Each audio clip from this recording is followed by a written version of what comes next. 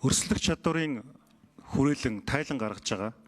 Тэгээ эднийхээс манай улсад өгөөд байгаа удаадараа өгөөд байгаа нэг том зөвлөгөөч гэх юм уу сануулга нь болохоор Монгол улсын хөгжлийг хойш нь татаж байгаа, хурдасгах боломжийг удаашруулж байгаа үндсэн 5 хүчин зүйл байгаагийн нэгт засаглал өөрөө ороод байгаа.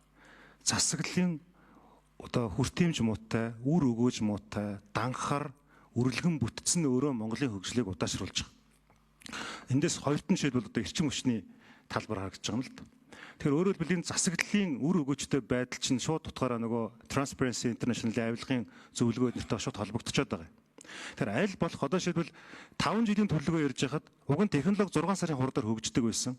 Одоо болохоор ингээд 2 сарын хурдаар AI хөгжөж байгаа учраас үүнтэйгээ л уялдуулаарай л гэж мөнгө сөхтөргаа бодлогоо уялдуулаарай л гэж хэлээд байгаа юм шүү. Дараагийн